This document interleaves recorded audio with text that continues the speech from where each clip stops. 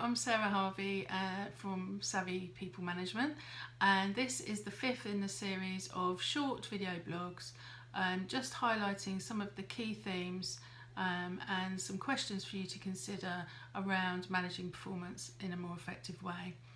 So today I want to just think about managing virtual teams because in today's world of work more people are working in a remote way, either because they're dispersed geographically or for better work-life balance or whatever it might be.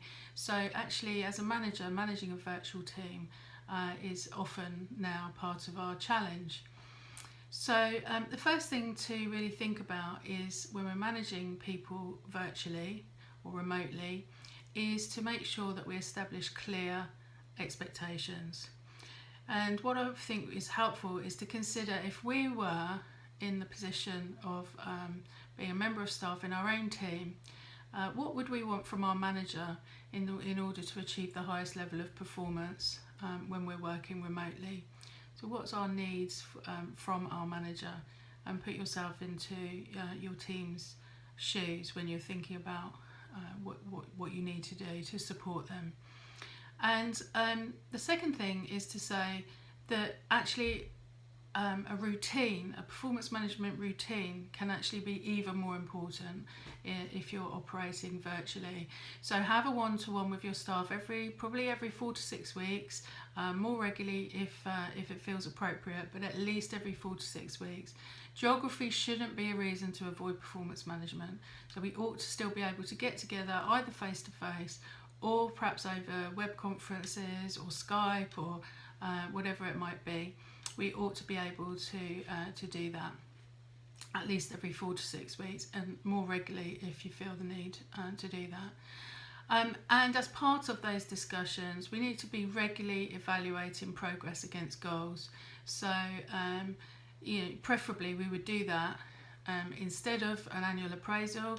And it depends on the process within your organisation, but I would advocate 4 to 6 weekly evaluation of progress against goals. It can then be shorter, smarter and more relevant for people.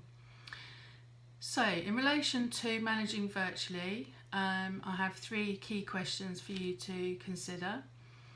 So in your own situation, when do you think that you're able to manage performance in the same way when you're managing virtually as you do as when you're managing co-located teams?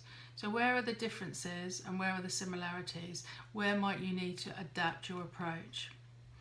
And what practical steps can you take right now to overcome the challenges of managing in a virtual environment? And thirdly, question is, do you or your employees need to shift your mindset to remove any barriers to ensure that remote working is actually successful for you all? Okay, that's all for today. Good luck with your managing virtually. If you want to read any more about this, you can download my ebook, which is called Savvy Performance Management: Turn Difficult Discussions into Savvy Conversations.